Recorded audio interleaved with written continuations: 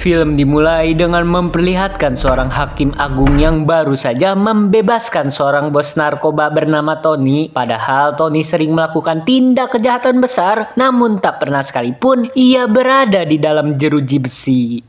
Scene pun beralih ke sebuah gedung kosong. Di sana terlihat seorang oknum polisi bernama Pak Malik yang baru saja menerima suap dari Tony. Ketika Pak Malik sedang menghubungi Tony, tiba-tiba seorang pria misterius datang. Pria tersebut bernama Nas, rekan Pak Malik dari kepolisian. Dengan nada kecewa mengungkapkan bahwa Pak Malik seharusnya malu dengan tindakannya. Bagaimana mungkin seorang polisi yang seharusnya mengayomi masyarakat justru terlibat dalam penerimaan suap dari pelaku kejahatan yang merugikan masyarakat dan negara. Nas, takkanlah selamanya.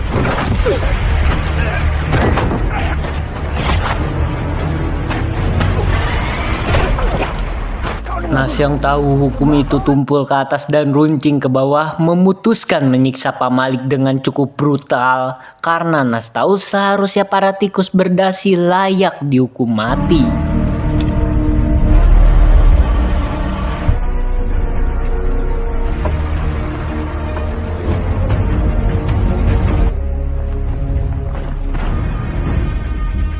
Keesokan harinya, para kepolisian dikejutkan dengan penemuan mayat Pak Malik yang cukup mengiris hati. Terkecuali si Nas karena kita tahu bahwa dalang pembunuhan ini adalah ulahnya. Dan selamat datang di Sheriff. Singkat cerita, kantor polisi sedang gembor-gembornya melacak keberadaan pelaku pembunuhan Pak Malik. Bahkan ternyata semua oknum polisi yang bekerja sama dengan Tony bernasib sama dan pelaku pembunuhan tersebut dijuluki The Mad Killer. Di waktu yang sama, sekelompok polisi pusat tengah mendatangi kantor polisi cabang yang dipimpin oleh pria bernama Sheriff. Kedatangan mereka membuat Inspektur Amir terkejut. Sheriff bertanya tentang kinerja Amir mengenai kasus judi online. Dengan bangganya, Amir mengatakan telah menangkap beberapa bandar judi. Namun tiba-tiba Sheriff mengeluarkan sebuah bukti bahwa Amir telah disuap oleh bandar judi yang asli. Nih, kat mana? Syarikat ni. Kau lah? Itulah. Sabus makan rasuah. Saking takutnya, Amir sampai mengacungkan senjata dan kejar-kejaran pun tak dapat dihindarkan. Tapi ketika Amir hendak kabur dengan mengendarai mobil, ternyata setir mobilnya telah dicopot oleh Sheriff. Tuan, tolonglah Tuan. Sehingga Amir pun tertangkap. Akhirnya kita diperlihatkan bos narkoba terbesar di Malaysia yang tengah menyiksa anak buahnya karena telah membuat kerugian bisnisnya. Aku tak tahu.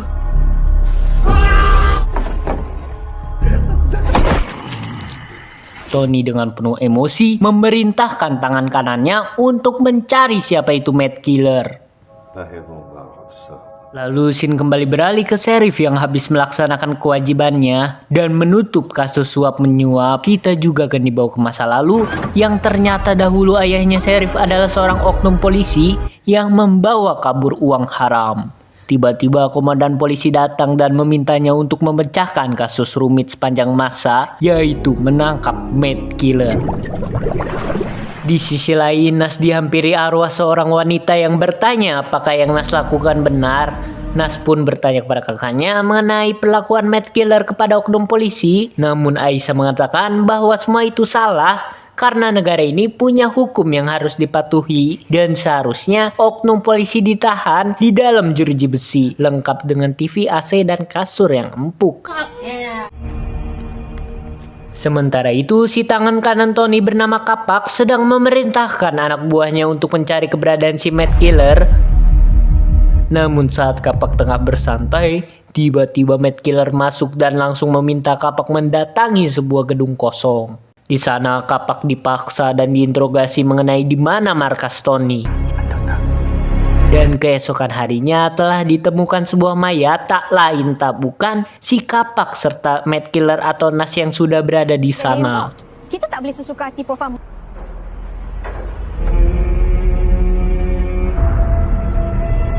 Singkat cerita, kantor polisi dikejutkan oleh sebuah surat yang memberikan lokasi Tony berada. Lantas mereka bergegas menyusun strategi dan melakukan operasi penangkapan besar-besaran. Kita akan masuk ikut pintu belakang. Kita raid tempat ni malam ni.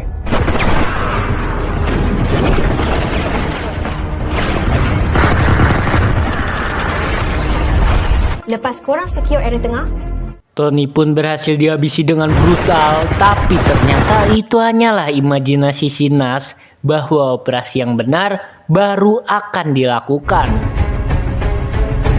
Tapi Sheriff tiba-tiba hadir menahan mereka semua dan berkata bahwa Mad Killer berada di antara kalian. Maka hari ini akan dilakukan sebuah interogasi dadakan. Kemungkinan korang bunuh, lepas tu letak dadah satu badan. Apa yang dia orang lah yang paling berpotensi besar untuk dijadikan suspek. Soal siasat dengan kau lah Bahkan satu-satu anggota polisi ditanyai apa yang mereka lakukan sebelum hari Pak Malik dibunuh. Mereka semua kebanyakan lupa dan yang ingat cuma Nas. Bahkan ia menjawab dengan detail, membuat kecurigaan pun muncul. Sebab biasanya si pembunuh sudah menyiapkan sebuah alibi yang sempurna. Kenapa? masih nak jamkan diri ke macam? Okey, setakat ni ada Jadi potential suspect, okey? Saja di kalangan korang semua yang dapat. Nazri! Maksud? Perfect story. Setelah selesai mereka langsung bergegas menuju markas Tony dan penggerebekan pun dimulai. Akan tetapi tampak suasana yang sepi dan sunyi dan ternyata Tony telah melarikan diri. Tiba-tiba muncul sebuah suara mencurigakan. Ketika hendak dicek, ternyata itu hanya Sheriff yang mencoba mengikuti mereka karena kepo sedang operasi apa. Kau tak patut ganggu operasi narkotik. Operation Blown. Di sisi lain, benar saja Tony sudah melakukan pemindahan pabrik narkobanya sebelum para polisi itu datang. Kekesalan terhadap Sheriff pun sampai esok hari. Bahkan mereka telah mengetahui masa lalu ayahnya yang merupakan oknum polisi. Bahkan mereka juga curiga Sheriff memakai narkoba, sebab dirinya hari ini selalu pergi ke kamar mandi. Sampai ketika mereka memutuskan untuk mengintipnya, dan benar saja Sheriff sedang memakai obat-obatan. Ia pun dibawa ke sebuah ruangan dan diinterogasi dengan Nas yang penuh emosi. Kau tuduh kita orang semua Kau ingat kau bagus sangat. Namun komandan kepolisian datang dan mengatakan bahwa itu hanyalah obat migrain. Oh, macam tu. Tentu kecurigaan Sheriff kepada Nas makin kuat karena dia doang yang menggebu-gebu dan berusaha menangkap dirinya. Kenapa sebenarnya ni? Sadis yang langgar etika. Polis bunuh orang. Di Malaysia. Di rumah, Nas bahkan ditanyai oleh kakaknya mengenai kebenaran isu Nas adalah Mad Killer. Aku tak tuduh kau. Nas Tapi yang kalau kesal bukti- pun pergi sembari nyebat di teras. Ia pun mendatangi seorang informan yang merupakan anak buah Kapak. Diketahui si informan mengkhianati Tony sebab ialah adik dari seorang kakak yang disiksa, diperkosa, dan dibunuh oleh si Tony. Dan perempuan tersebut adalah pacarnya si Nas. Nas meminta si informan untuk mengeksekusi mayat selanjutnya sebab identitas Mad Killer sedang terancam. Besoknya Nas diinterogasi kembali, bahkan kali ini Sheriff memutar video rekaman pacarnya Nas yang dianu-anuin sama si Tony, bahkan sampai tewas. Budiman. Kita nak nangis. Buat dia. Ganggal lolas ya. Baju dia. Buka baju. Tapi Nas berusaha untuk tetap tenang, sampai akhirnya Aisyah datang menghentikan semua ini. Stop video tu. This is too much. Kau ni semalam. Sheriff. Tiba-tiba polisi dikejutkan penemuan mayat yang dilakukan oleh Mad Killer. Hal ini sekaligus mematahkan tuduhan terhadap Nas. Namun seorang polisi mengabarkan bahwa ia telah melacak Mad Killer. Suspek. Dia kena tahan dekat roadblock jalan Meluri. Mereka semua pun bergegas. Dan terlihat si Matt Killer palsu adalah si informan. Alhasil aksi kejar-kejaran pun terjadi.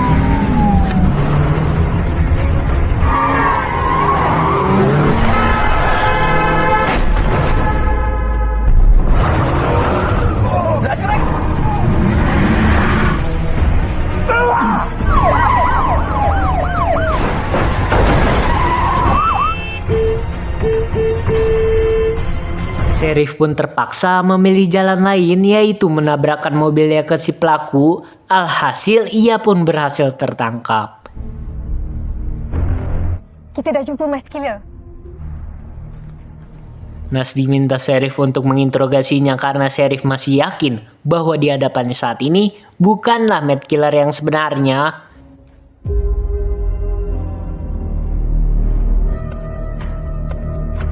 Di dalam ruangan interogasi, Nas memberi isyarat kepada si informan agar tetap diam.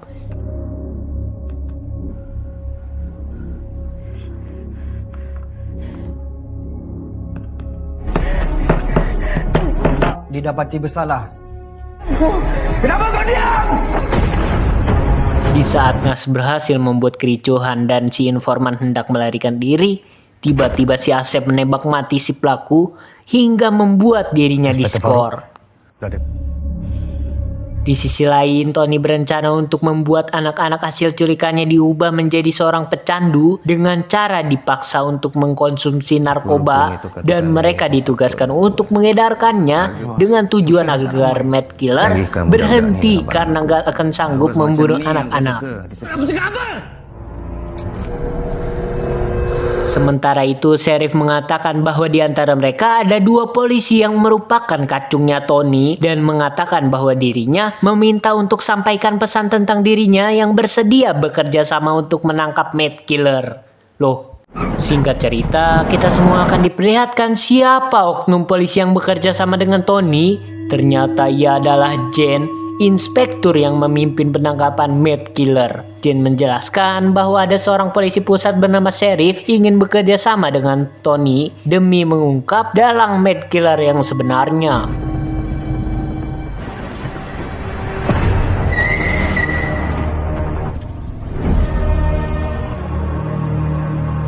Sementara itu, Nas mendatangi tempat terakhir kalinya si informan membunuh oknum polisi dan Nas pun membakarnya. Sebab ia tak akan melakukan pembunuhan lagi serta menghapus segala jejak kriminal di gedung tersebut. Ketika Nas pulang, ternyata di sana ada Sheriff yang telah menunggu dirinya dan Nas diminta untuk mengaku saja bahwa ia adalah Matt Killer karena sebenarnya Aisyah menyimpan bukti rekaman yang ia rahasiakan. Ternyata Pak Malik adalah polisi yang bertugas menyamar sebagai anak buah Tony, namun Matt Killer malah membunuhnya. Tapi ingat Syah, jangan percaya sesiapa. Ni buat dah memang terbukti sah. Disebabkan intel yang dari polis. Sekarang ni korang ada bukti ke? Motif kau. Kau memang hebat, Nas. Mati itu. Masih lagi ada. Apa esok, Nas? Kalau tak nak mengaku juga. Nas pun terpukul dengan fakta yang sebenarnya.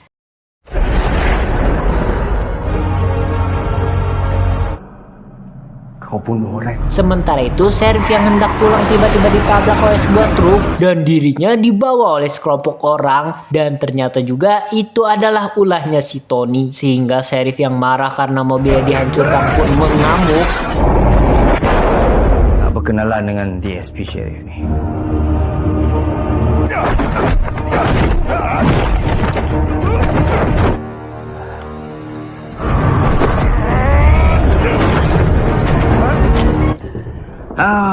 Sheriff pun diberi imbalan uang besar untuk menangkap Matt Killer. Namun dia menolaknya sebab tak menerima suap dan akan menangkap Matt Killer secara cuma-cuma. Kak, baruan Macam tak. okey. Oh. Tengok apa aku buat. Di waktu yang sama, Nas dihampiri oleh Jane dan mengatakan dirinya telah mengetahui bahwa Nas lah Mad Killer, namun ia tak akan membocorkannya sebab Jane meminta Nas untuk bekerja sama membunuh Tony. Kau kena percaya aku. Di pagi harinya, kantor polisi dibuat kebingungan atas hilangnya Jane dan Nas padahal mereka berdua sedang merancang skenario untuk berpura-pura menyandera Nas dan Jane. Kenapa ni, Syah? Sebab Jane memberikan informasi mengenai siapa Mad Killer sebenarnya kepada Tony adalah sosok Aisyah, kakaknya Nes. Polisi pun dipaksa menyerahkan Aisyah, kalau tidak Nas dan Jane akan dibunuh saat itu juga. Kalau dia bukan tikus. Aisyah pun mendatangi lokasi yang telah disepakati dan ia dibawa ke markas Tony. Tapi jangan risau.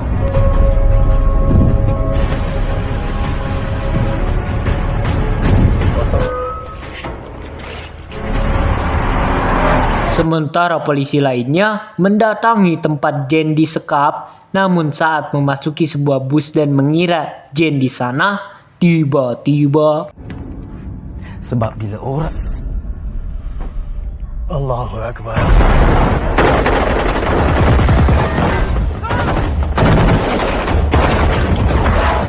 ketika Aisyah hendak dibunuh, para polisi langsung menyergapnya karena ternyata Aisyah menelan pelacak sehingga pertempuran kembali terjadi.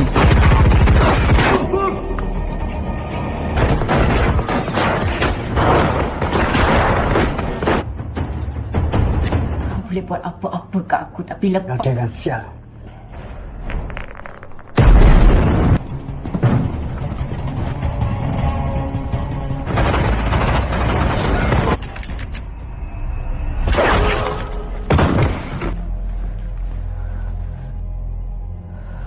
Dan inilah yang kita tunggu-tunggu, di mana Mad Killer berhadapan langsung dengan Tony. Dengan penuh dendam dan amarah, ia membunuh secara brutal. Aku mati. Budak-budak gunakan undang-undang, bro.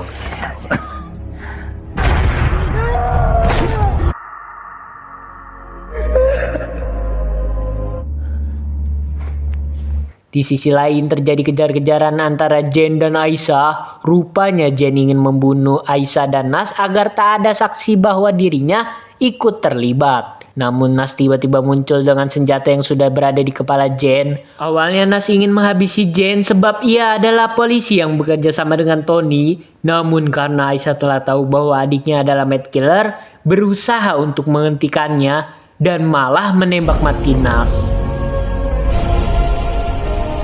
Ketika hendak menangkap Jane, tiba-tiba Jane berhasil menembak Aisyah hingga terjatuh. Kasus rumit ini pun terpecahkan, di mana Jane dipromosikan sebab berhasil memecahkan 2 kasus besar sekaligus.